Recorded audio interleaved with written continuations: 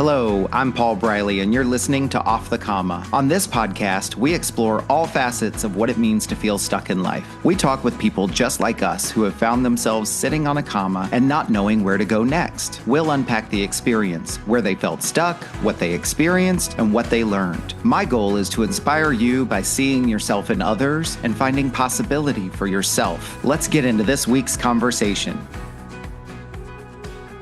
Welcome back, everybody, for an exciting episode of Off the Comma. I'm very excited.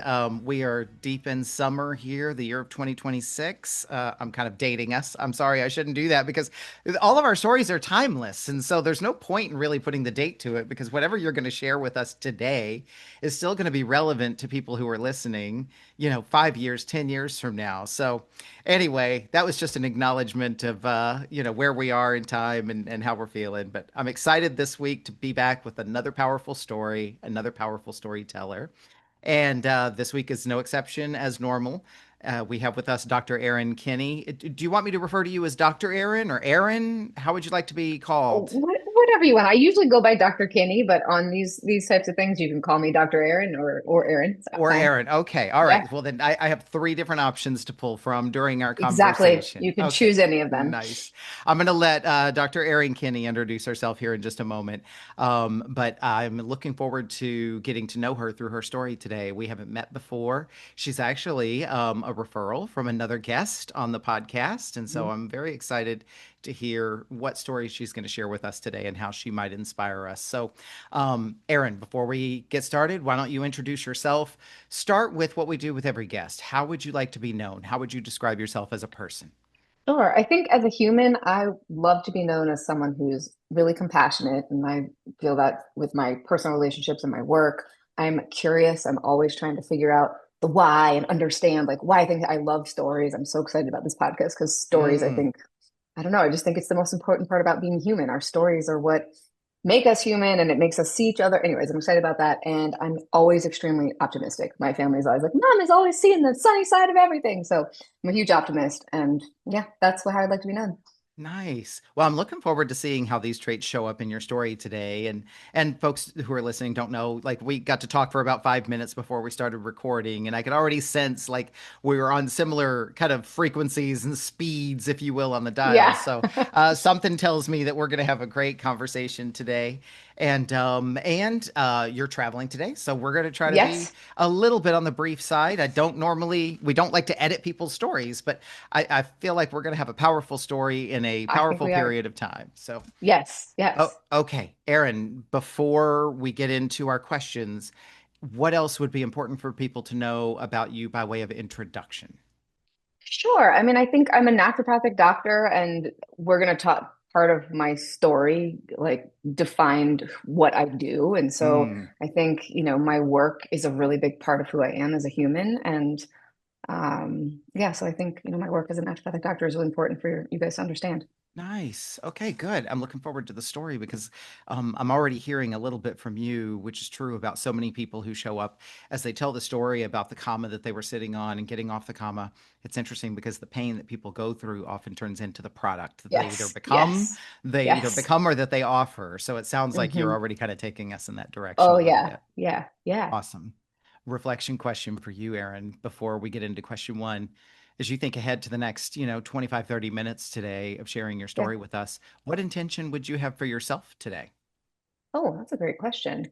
I think the intention would be to be really present in this conversation and to, no, vulnerable is not quite the right word, but you know what I mean? Like to be present and really share the Hmm. truth of the story that I went through. Sounds like open and I'll throw some words at you, like open Sure. and uh, I know what authentic I is was the like word. trying to Yeah, authentic. Yeah, like maybe that's it. Yeah, authentic authentic. is that Yeah. is the perfect word. That's the So perfect word. sometimes Yeah. it's a perfect word and sometimes it feels like it's another blanket. But okay, Hmm. today. I was just saying, I think it's the perfect word for today. Thank you for that. Awesome. Then my intention today is to support you in your intention that we're going Right? to create a space for your story. There will be Yeah. people out there who see a little bit of themselves in you and your story. It'll make them feel a little bit more connected, a little bit less Hmm. alone. And in the best of cases, maybe even feel inspired or empowered to go out and do Hmm. something they've been wanting to do. Let's get into the first question. Uh, Sure. Dr. Kinney, Where in your life have you found yourself sitting on a comma? When I was 23 years old, I had graduated from college. I had gone from being, I ran marathons. I was a great student, happy, healthy, optimistic, curious, all of the things that have been me my whole life. When I graduated from college, I took this really cool around the world trip. It was fantastic. I bought this around the world airplane ticket and I traveled for Ooh. 3 months and went to all these different countries. And I got back and I'd been a psychology major and a business major, and I was going to work for my family business. And my family business was industrial manufacturing. And I was, my dad was going to groom me to eventually take over the business. And I was, at this point, very excited about it. I Hmm. got into the work and, industrial manufacturing. I was a 23-year-old daughter of the owner. The industry was mostly 50 to 6-year-old men. It was a very difficult foray into my first career. And in the Mm. first 3 months, I was living in a small town where the manufacturing plant was, and I got severely depressed. Severely depressed. Mm. I gained about 30 pounds. My joints hurt. I was crying all the time. It took every ounce of energy for me to get up and get to work. And I would get home from work and I would immediately like change into pajamas and get in bed and eat and cry. And Hmm. this cycle went on for months. And, when you are depressed, it's very hard to reach out for help. And eventually my parents sat me down, my mom sat me down and said, I think you need to go see a doctor. And I was like, no, no, I think I'm okay. And I kept telling myself I had become a vegan actually at the time. And I kept telling myself, no, no, no, I just need to be a better vegan. I'm not being a strong enough vegan. Anyways, at, after a while, I did eventually go see my doctor. I sat down on the visit, and before I could finish even telling him, I think I might be depressed, he goes, oh, yeah, you're depressed. Like, here's a prescription. And he sent me out the door. Wow. Yeah. Wow. That's exactly right. And I felt so discouraged. This man did not ask me any questions about, what was going on in my life. He didn't ask me anything about my body. He asked nothing about my diet, nothing about my sleep habits, nothing about my menstrual cycle, anything that could have given me some Hmm. clues, right? And I was in therapy at the time, which was helpful. And the therapist, sat me down and said, I think maybe you need to find a different type of doctor. And she referred me actually to a naturopathic doctor who I went to go see. And this was like the most amazing, eye-opening visit. This man spent 2 hours with me. He asked me every question about, diet, exercise, sleep habits, what my stress was. And he asked me about my work. And he said, well, you're happy Mm. in your job. And the first conversation we had about that, I was not authentic. And I said, oh, yeah, I'm excited to take over the family business. And I couldn't even go there. Right. Anyways, he ran a bunch of tests and he found out that I had really low cortisol and I was low in B12 and iron and zinc and vitamin D. Basically, I was depleted in every sense, right? And so he put me on this amazing treatment plan. And because I was only 23, I got better very quickly. So in about two Hmm. months, I had lost weight, my energy was back, my joints stopped hurting, I was sleeping better, I felt better. And at that point, I went back in for a follow up. And then he asked me again, because I was doing better. And he asked me again, hey, how's it going at work? And I had been feeling so much better mentally that I broke down crying. I just was like, and I was embarrassed because I was like, I really don't like working for my father. Mm. I don't like my family business. I don't like this industry. It doesn't make me feel inspired. I feel like I'm stuck in this small town. But I was terrified to have this conversation with my father. Yeah. May I jump in for just a Oh, moment? of course, So please do. obviously, we're going to continue with your story, and I know just from some of the things we've exchanged in emails, I know the naturopath path and what brought you there is a big part of the story. Yes. And I'm curious because I just want to kind of dig in on a few details. This conversation with this doctor at this point, which it sounds like you found somebody who's actually seen you. And I don't Oh, mean absolutely. seen you as a patient, Oh but like no. Oh no. seen He you, saw me. right? Absolutely. Yeah. Was this the first time that you had said out loud the kind of the cause behind the depression? Oh, yes, yes. And Mm. I don't think I even wanted to realize it myself, right? In my head, I kept being like, and obviously there were very physical reasons on my labs, right? It was like, Hmm. okay, like these are low, this is low, this is low. But yeah, but he immediately, because he's been doing this a long time and is a good doctor, he knew. He was like, the job has Yeah. probably created a ton of stress, right? Because she's not happy. But yeah, I probably knew somewhere intuitively, but didn't want to look at it, right? Didn't Yeah. want to, didn't want to acknowledge that. I was going to say that's what, from the part of the story that you shared so far that I noticed is that it wasn't so much that it like snuck up on you or caught you by surprise, but that it was very much something that you weren't and you tell me if I'm wrong, No, no, that you're that exactly right. that I wasn't, you weren't I looking knew it, for it. but I didn't really want to know it, right? I was like, Yeah. no, no, no, this is the path that I'm supposed to be doing, right? Yeah. I was the oldest daughter. I was being groomed for this. And to say no to that, and we'll get there in a minute because I did eventually say no to it, but it felt like I felt so guilty and I felt wrong. But all of that emotion, I was keeping all of that in, and it was making me physically sick. For sure. For sure. Okay. Yeah. So I interjected, and you were at the point where you said, okay, the doctor basically created a space where you could say, this is Mhm. not what I want, and this is not what I'm looking for. And you said you broke down and you were not looking forward to having this conversation with your father. Now Yeah, what? and it was great. He basically gave me the space to talk about it and talk it through. And he asked me, he's like, "Well, what do you want to do?" And I actually, at that point in my life, I didn't know. I had no idea what I wanted to do. I was like, all I know Mm, is I don't want to do this. And he counseled me to have an honest conversation with my father. And it took a lot of courage, but I did. hmm. I sat down actually with both my parents, and I said, my heart's not in this. And they'd watched me. I think honestly they knew it too. They I was going to just, say, your mother is the one who yeah, said you should go see a doctor. I mean, yeah, she knew. yeah. I think they knew, but I think my Yeah. dad was like, "Oh no, like I want her to do this." And the conversation itself went well, but my father was devastated, like devastated. Like Hmm. we didn't speak for a Sure. couple of months. He just was devastated. And so I ended up leaving the job. And because I had no idea what I wanted to do, I decided I was going to move to Washington, D.C. with a friend who was also moving there. And I walked into a headhunting company. And Wow. I was Okay. like, you know what? I'm just gonna have someone find me a job. I'm sure they're gonna figure out what I'm good at. I was like, maybe I'll do something in marketing, or I was like, I just want a normal 20 something life, right?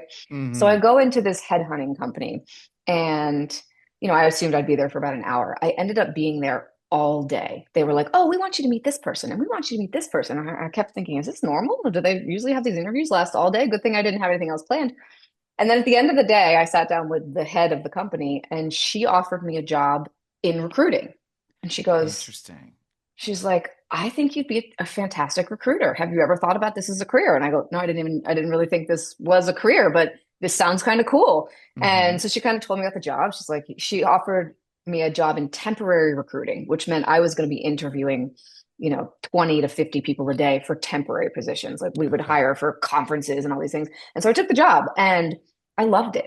It was fantastic. I got to talk to people all day long. I got to interview them. I got to understand like what they liked, what they didn't like. I would hear different stories. It's almost like interviewing people on a podcast, right? Sure. And about 6 months into the job, my boss sits me down, for a 6 month review. And she's like, "So, Erin," she's like, "you've been doing a good job, but I don't think this is the right career for you."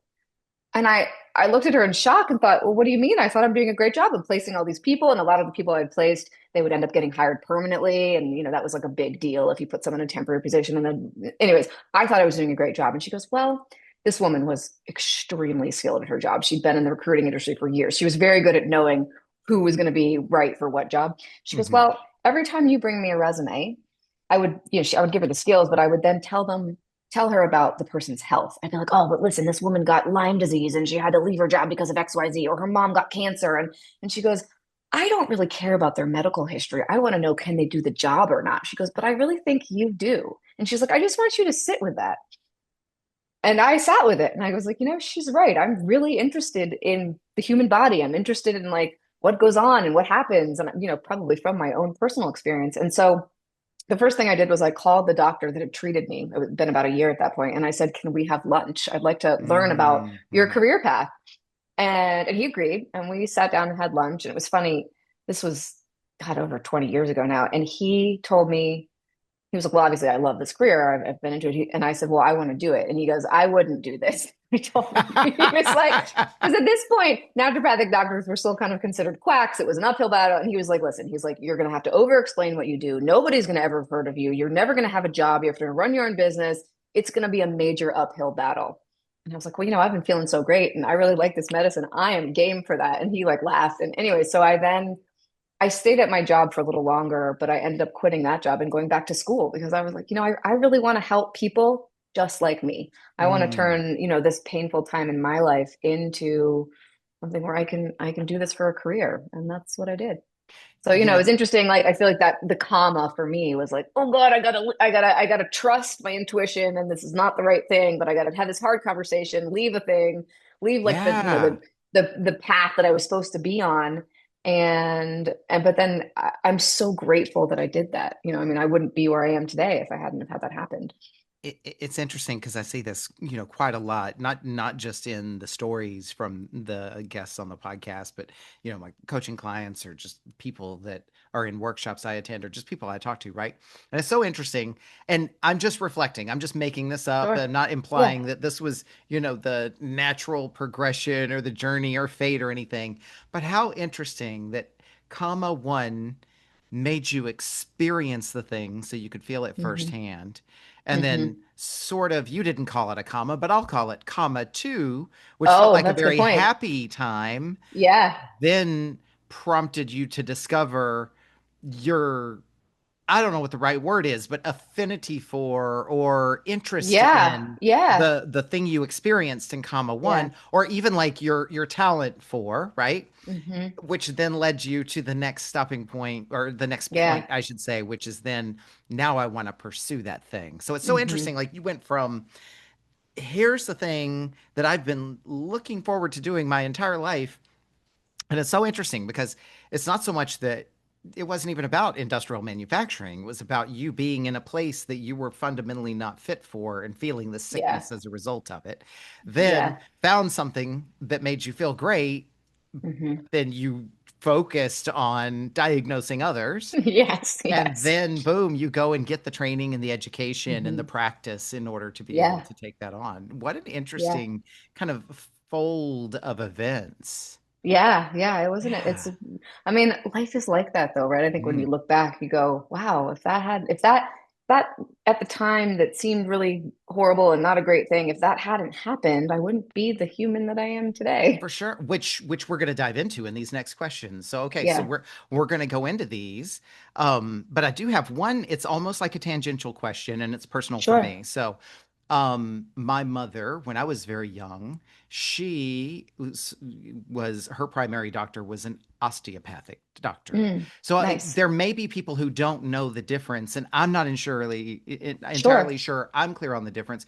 Just briefly, can you explain the difference between osteopathic and naturopathic? Because what I perceived back then was that there were similarities. Yes, and there actually are still a lot of similarities in osteopathic medicine and naturopathic medicine, slightly different teaching, slightly different philosophy. In today's world, osteopathic doctors practice much like an allopathic or a regular MD. They have, Hmm. standard prescription rights, and the scope of practice is pretty much the same. For Hospital naturopath, affiliations and so yes, forth, all right? of that. Okay. But they're at their root, they're still, an osteopath is still trained very much in looking at the underlying cause, right? Hmm. So naturopathic doctors, we're a much smaller profession still than osteopaths, and our scope of practice varies from state to state. Some Hmm. states we practice just like MDs and osteopaths. Other states, we aren't allowed to prescribe medication but I would say the Right. philosophy of like when you go to an osteopath or a naturopath, they're going to be always looking for the underlying why. Like, why is the body doing this? Like in my Hmm. case, why was I depressed? And obviously there's always Hmm. multiple layers, but instead of just being,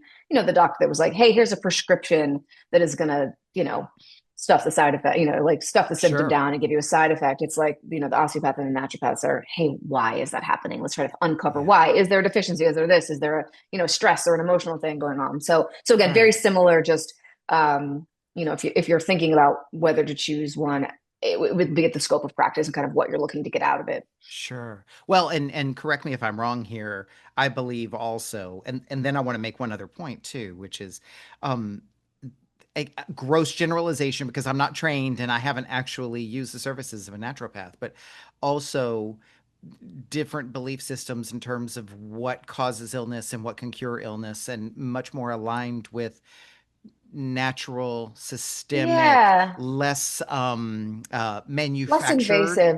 I mean, the way that we have this like basically a hierarchy of how you approach someone. So we always look at diet and lifestyle practices first. So it's like, hey, are Hmm. you getting enough sleep? Are you drinking water? Are you eating enough food? So we start with those things. Hmm. And then, if someone makes those changes and we don't see results, then we would go to using a homeopathic or an herbal remedy. And if you don't see changes with those, then you would go to, a medication and then a surgery kind of thing. So it's Okay. it's Yeah. always trying to start with like the most natural, the most basic foundations first. Now, Yeah. that doesn't always go like that in practice because sometimes we have complicated cases.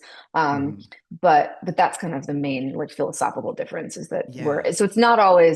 it's not always you go to a naturopath and they're only going to give you an herb, right? Like we're looking at the body in Right. a totality of things, but it's like, hey, we want to start with the minimally invasive or the thing that's going to kind of punch the body the hardest and see if we can get results with fewer things, kind of thing. Sure, sure. Okay, I love that, and thank you for the clarification. And this is absolutely my opinion, and I'm self-referencing here, but and yet in a time where it's so interesting how polarized in all Oh, ways, well, oh of an yeah. environment we live in, and yet there are so many people who are leaning back towards natural Hmm. ways and so Yeah. forth. And I'm not saying that's what you and your profession is. I'm saying how cool that we live in a time Oh where yeah. there are so many other parts of the system that Yeah. are now standing up and aligning with Mhm. the role that you and your colleagues will play, right?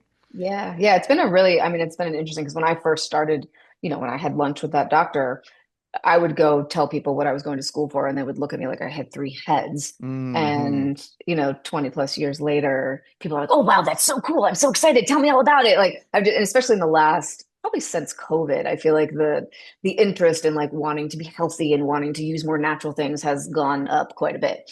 The functional medicine space has really taken off. So people are really, Yeah. I think we're kind of curving back around to be like, hey, we're wanting to feel better and to Hmm. use kind of more of the tools that we already have available to us rather than just jumping to a medication. Thank you for indulging the line of questions. Let's Of come back course. into your story and your experience. So question two, and you can go back into your story backwards, forwards, expand or whatever. As you look at that comma that you were sitting on, we just kind of summarized that Hmm. a few minutes ago. What did that create for you? I mean, it was interesting. Like eventually it actually created a much stronger relationship with both of my parents, which I didn't expect that would come from it, but it really did. And it created this place where I got to, I mean, the one thing I loved about this profession is that it allowed me to be the curious human and the compassionate Mm, human. Like those two parts of me were like, oh, this is the perfect foray for that. So I felt like it really allowed me to become more me within my profession. You know what I mean? Like, yeah. I'm curious. I mean, do you mind sharing a little bit more about how that actually made your relationship with your parents stronger? Because they oh, were such sure. an I mean, important part of the early oh, and part of the yeah, oh, and story. they still are. I mean, I think initially like it was really tense between my dad and I, but I think it was the first time where I'd ever truly been vulnerable with both of them. And like Mm, in a, as an adult, I probably had been vulnerable as a child, but like as an sure. adult child, like really shared what I was actually feeling. So, I think so many of us we're really good at putting on the face and being happy and Sure. doing things out of guilt. And I think it was the first time I really was like, no, this does not feel good to me.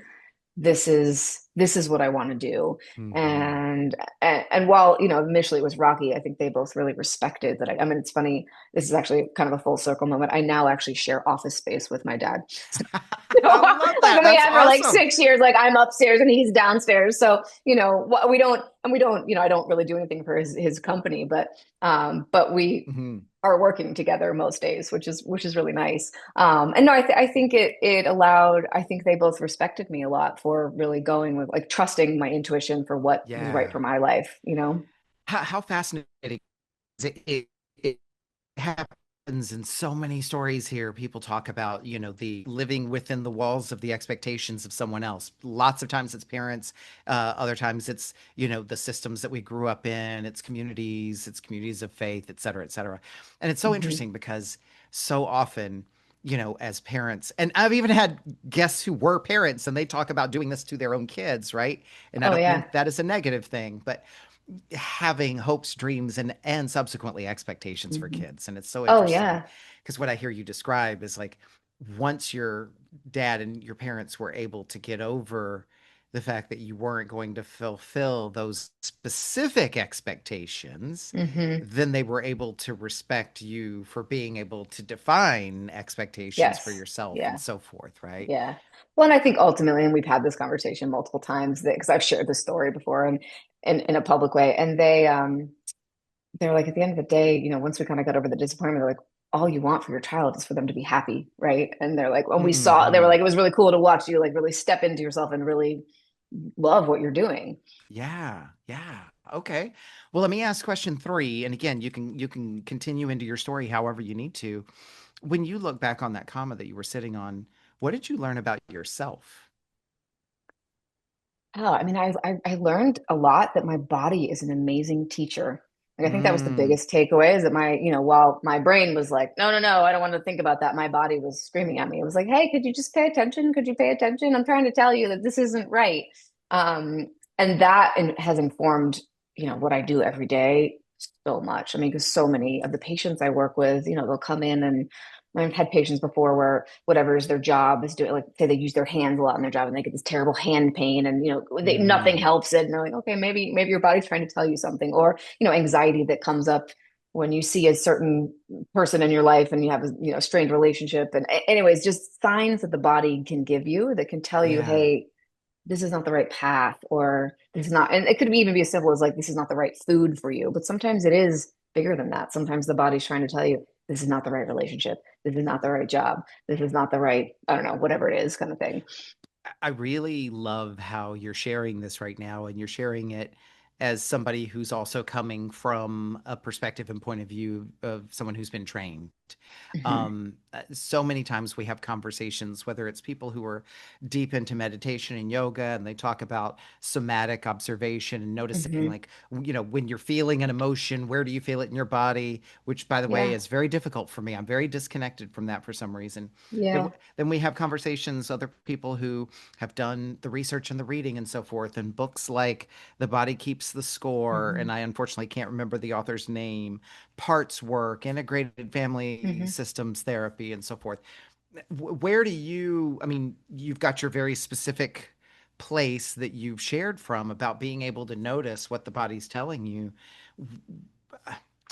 I have like 10 different questions I want to ask you. Let me Sure. pick one. Okay. Like, since we're talking about what you've learned, and since you said the body is an amazing teacher, what might be an exciting or interesting example or two that was really profound, maybe reinforced for you that you were on the right path because of the body learning? Oh, I mean, I think seeing one, I mean, I felt so much better when I made physical changes, right? I changed my diet, I took supplements and things, but when I actually had the conversation with my dad and then moved, I feel like I had also, other than depression, I was anxious all the time, and my anxiety just completely went away. And Mm, I also, I shared I'd gained a bunch of weight, and I that was slowly coming off. But the minute I decided to move to DC, I lost like 10 pounds in 2 weeks without yeah. really doing much. So it was just the body. I'd been holding on to all of this extra emotion, right? And my energy level, while it had been getting better, it skyrocketed when I finally made the change. And it's interesting today, and we can talk about this later, but I have a book coming out in a couple months and it's called The Cortisol Cure. And it's shaped around what I learned in my 20s. And when cortisol is this currency that we use. I reframe cortisol. It's not the bad, scary stress hormone. It's what our body makes in Hmm. response to stress to give us energy. And I have this cortisol bank account analogy where anytime you're doing anything, you're spending cortisol. Anytime you're resting, sleeping, engaged in a parasympathetic activity, you're earning cortisol. And the reason I'm going here is because when we have an emotion of any kind that we're holding in, it is one of the biggest costs of cortisol to your body. It costs so much Mm, energy to keep an emotion that you're, and whether that's guilt or shame or anger or fear, it doesn't matter what the emotion is. If you're holding it in, the energy cost to your body is enormous. And so what that means is the mm, body's spending so much energy holding that in. You don't have energy to fix joint pain. You don't have energy to fix inflammation in the brain. You don't have energy to, fix your thyroid or lose weight, right? So, I share that because I think I saw that perfectly happen in my body the minute I like unleashed this emotion that I had. And I think my body was trying to get it out, right? I was crying all the time. Like it was yeah. coming out in tears, but I didn't like attach anything to that. And I wasn't actually speaking the truth. I wasn't being authentic and being vulnerable with the person I needed to be. And Hmm. once I did that, I took this burden off my physical body. And then my physical body was like, wow, oh, I feel so much better. I feel so much lighter. I don't have to hold that. I don't have to spend that much energy there anymore. Yeah. Well, and again, you continue to reinforce like this learning of the mind and body connection, and that Hmm. they're not separate, and that attending to one means attending to the other, and Yeah. the impact of attending Yeah. to one can have benefit Yeah. and impact on the other. Yeah. Nice. I feel like you've answered this next question to a degree, but Sure. I'll let you add to this Okay. however you'd like to. Question four is, what has changed for you as a result of sitting on that comma? Oh my gosh, everything has changed for me. I mean, it's funny. I'm sure you'll ask this at some point later, but I had obviously other points in my life, other commas, and but yeah, the just having. I mean, I love what I do so much. Like, I'm so excited to go to work all the time. I can't tell you, like, I love it so much. I love talking about it, and people will be like, "Wow, you get really passionate about your job." I'm like, "Yes, I love Hmm. it," and I've loved it the entire 15 years I've been doing it. And so I think I've been, sitting on that comma and making the change to it allowed me to really have a career that's really fulfilling and makes me happy every day. Mm. What is it? Or it sounds like it's a lot of things. What's one of the things that you enjoy the most Mm, about it? Like, go a little deeper. I mean, there's obviously you do enjoy all the sure. things, but what makes you enjoy it? I think there's several layers to it, right? So I love every patient that comes in feels like a little like a puzzle that I get to, I'm like, oh, I get to find out who this Okay. person is.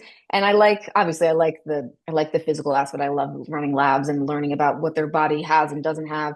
But then I also probably even more love hearing people's stories. What have they been through? How do they talk to themselves?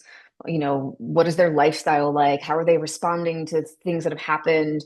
And then watching them as they kind of take our conversations and take the teachings that I give them and watch them put that into their life and then seeing how their life changes. I mean, it's really cool. It almost, it's funny. I have family members that are artists, and I've never been actually good at like pen paper art. I'm a terrible artist, but I feel like my work is my art. Like when someone sits in front of me and they come and they're feeling like I was, they feel broken and depleted and they don't feel themselves. I'm like, ooh, I get to take you and like help reshape you and then help you go out into the world and do your work and help others. And that's always when I know someone's Hmm. better, when they're kind of done working with me, I'll get a message and they'll be like, I just started taking a pottery class, or I decided to quit my job and start a business, or when I start to see their creativity spark come back Yeah. regardless of what's going on in their physical body, I'm like, okay, we're doing better. We're on the right track. But yeah, so I think that's Yes. what I love the most about my work is like taking a person from sometimes, I mean, I get people that are really at their worst. They feel at their worst. And then I get to help them kind of reshape their life so they can, again, go do their best work in the world.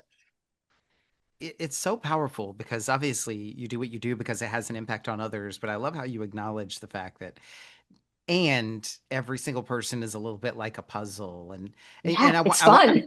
yeah, and I want to make a distinction here, but you correct me if I'm wrong. It's not so much that it's about fixing people and I'm better No, than. It's people no. present to you and say, can you help, and you're like, let me see Yeah, if I can. And that yeah, investigative work, again, back to yeah. your curious with Hmm. compassion. Yeah. Really, that's Well, cool. it's funny. I mean, it's funny because a lot of patients, when they're like, "Oh my God, thank you." People will say, "You fixed me," and I always have to stop them and be like, "Listen, I helped you. You did the work." Because there are lots of patients where I'm like, "I know what you need to do," but they don't want to do it and they don't get better. So, Sure. but it's not like I didn't actually do it, right? I think I just offered the mirror, the reflection. Hey, this is what's going on, and then they stepped up to do the work. So, anyways, It's so true because it's similar to therapy, it's similar to coaching, yeah, it's similar to so many other professions. You use the word mirroring, and that's so yes, important. Is you know yeah. how funny we are as human beings that I can sit there and know that the habit is bad for me, and sit there and know that every time I do it, I'm not helping myself, and sit there and Oh know yeah. that I probably should be making a different decision. But the power when somebody else mirrors that to me, and I'm open to listening, the impact that it can have is just powerful. Oh yeah. Well, and I sometimes think, I think back to that first visit that I had with that naturopathic doctor, and I think the single most impactful thing for that visit was that he saw me, right? And he reflected Hmm. things back to me, and I felt seen, I felt heard, I felt understood.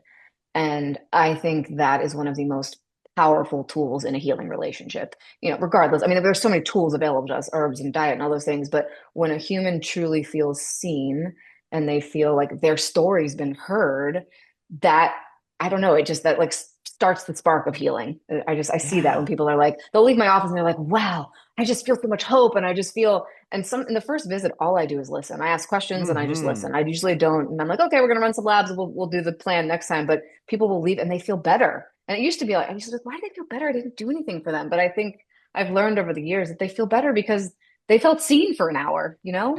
Absolutely. And in fact, I'm going to sort of self-reference here, but also talk about us in general as humans. Like, I just love how you tap into that because when we say people want to be seen and heard, then there's also this because. And I think what I'm usually hearing, and you're probably usually hearing, is that because we felt like we were crazy, we felt like maybe we were the only ones, we felt like we Hmm. were being difficult, we felt like there was something not normal about us. And so that being seen and heard has so much power on so many levels. I mean, that's what this storytelling is all about on this podcast. That's Yeah. the work that you do, right?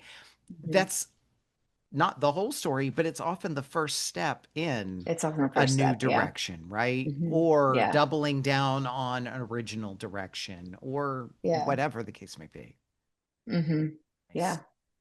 Question five, Erin, Yeah. is what does getting off the comma look like for you?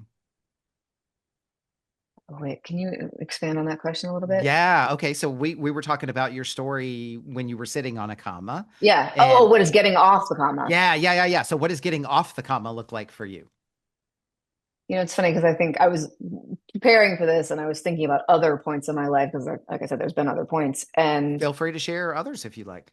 sure, I mean, I got divorced in 2019, and for a couple of years before the marriage broke, I was sitting on the comma, like being like I knew, and it's funny, my body started to show me signs again. So I think for me, getting off the comma is like listening to what my body's telling me, right? To be like, oh, like Mm, my body, I started actually having very similar symptoms that I did in my 20s. I was starting to get depressed. I was feeling anxious all the time. My joints were hurting. I was tired.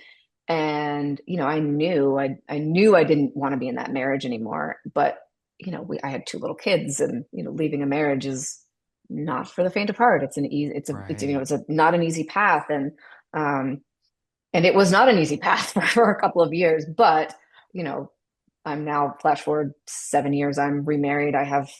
Might still have my two beautiful daughters. I have three beautiful stepkids, and I'm in the best relationship I've ever been in my life. And so, but it was Mhm. again like trust. I think the getting off the comma is me trusting my intuition, and when I don't trust that, learning to listen to my body. To be like, oh, my body's telling me some things. I need to listen to this, and Yeah. and I think it takes a lot of courage, right? I think when you're anyone who's at like a crossroads, where you're like, oh, I know this is not right, and I got to make a change. It's often not easy, right? Hmm. And sometimes it's easier for a lot of things to stay. It's like, well, I'm like better the devil you know than the devil you don't, kind of thing. But I think every time I've had a pivotal moment like that in my life, when I get to the other side, I'm like, oh wow, who knew it could be like this? Like, this is way Hmm. better, you know?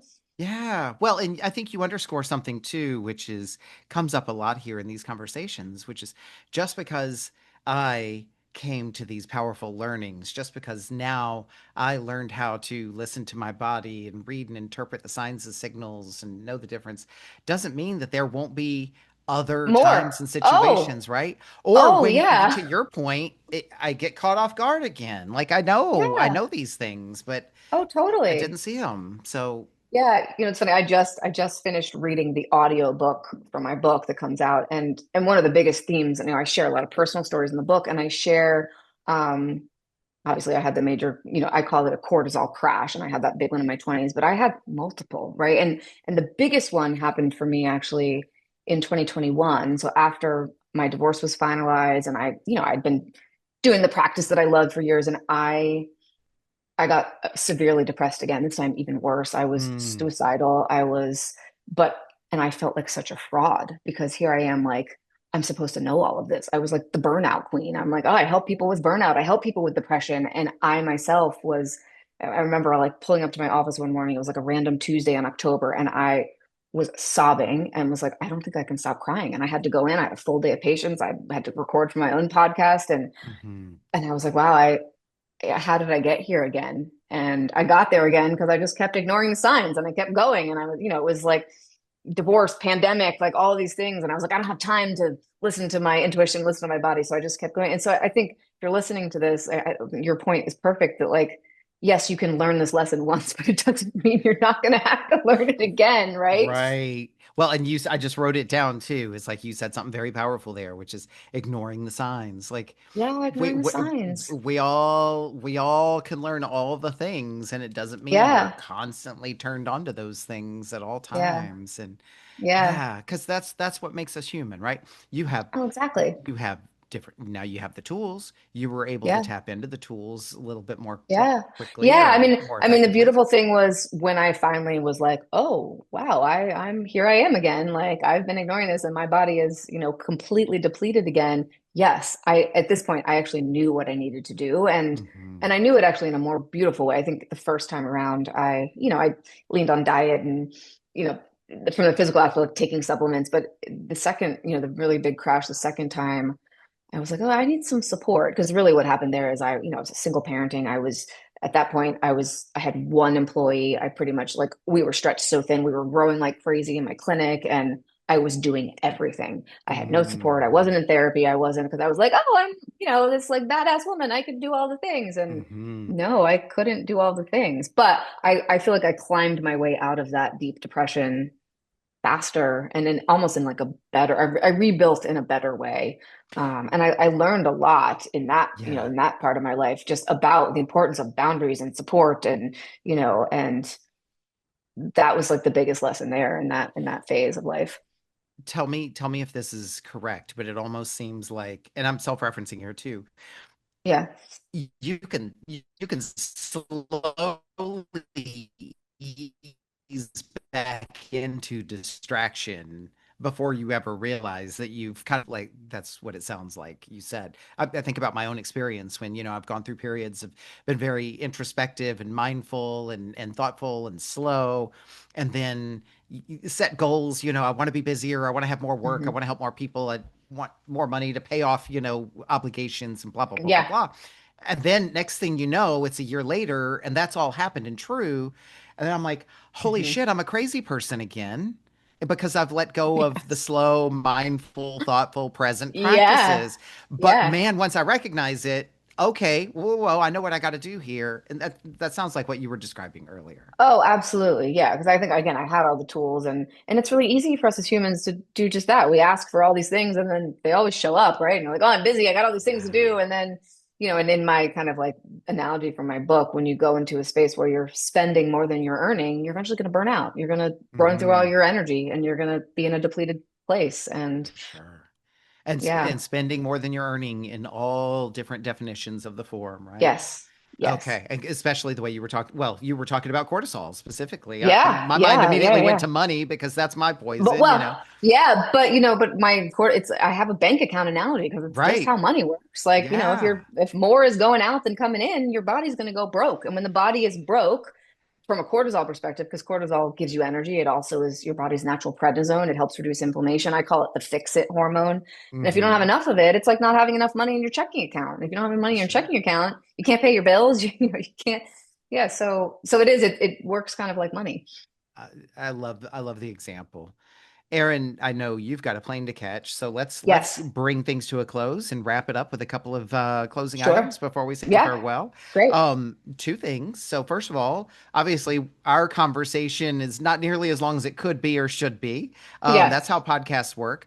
But for people who want to check in with you, maybe follow you, reach out, Sure. connect with you, potentially buy your book, where can people find you? I'll be sure to put your links in the show Sure. notes. Yep. Talk us through Yep. where. So my website is the best place to get started. I have all kinds of information on the book. I also have a free quiz on there. It's called the cortisol debt assessment. So if you kind of liked what we were talking about today about my cortisol bank account analogy, you can go find out like how full is your cortisol bank account analogy. You can buy the book. Nice. There's all kinds of information about me. And then I hang out on Instagram a ton. So Okay. I have videos on there. And I also have a podcast called The Dr. Kinney Show. So if you like listening to me talk, you can go check that out. And I have tons of guests Perfect. that come on. And yeah. Oh, I'm so sorry. That's my hotel phone. Let me All just undo that. right. I'll make sure to put a link to the podcast in the show notes as well. Perfect. Um, okay, so here's the last thing. Just making a note to myself here.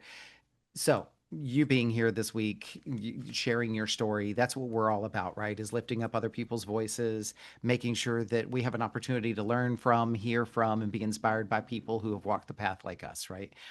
Yeah, Your story wouldn't be complete if we didn't give you an opportunity to lift up the voices of others. So I call this section acknowledgments, and it's your opportunity to boost, give credit to, promote, or lift up others who matter to you. So that sure. could be causes, organizations, that could be other creators, or just people in your world who matter to you. Who would you like to acknowledge this week? And I'll be sure to reference them in the show notes. Sure. I mean, I think first my husband Jason and our five kids. We have 14, 13, 12, 10, and 9 at the current moment of recording this. Nice. And they are my whole world. And they've been amazing at supporting me and getting me out of funks and always providing silly stuff. Anyways, so them. And then my patients that I've had the privilege of working with over the years. I have learned so much from them. And I'm so grateful that they chose me to walk their healing path with. And my whole team at the Kinney Clinic, which is where I practice, they are fantastic and they allow me to, you know, take off and travel and do things for podcasts and Sure. whatnot. And I think that's it. Nice. Erin, thank you so much for sharing your story with us today. I know we were rolling fast, but it was such a good conversation. There's so many things in Yeah. there that really resonated with me. I'm very confident that your story is going to resonate with plenty of other people as well. So just thank you for sharing the story with us today. Well, thank you so much for having me. It was fantastic. Yeah, safe travels to you. Have a wonderful weekend Thank you. ahead, and we'll look Yeah, forward to following your story. sounds great. Thanks, Paul. What an honor it is for me to hear and share these powerful stories. I hope you feel the same way. Think about what you learned from this conversation. I encourage you to write it down in some form of journaling or reflection because surprises can reveal themselves to you when you write your thoughts down. If you were moved by today's conversation, pass it along to someone you care about. And if you do discover something you'd like to unpack further, book a call with me and let's talk about it. My links are in the show notes. Be sure to like this episode and follow the podcast here on this platform and all social media at Off the Comma. Feel free to interact and comment. Thank you for listening to this episode of Off the Comma. As always, keep noticing and keep listening.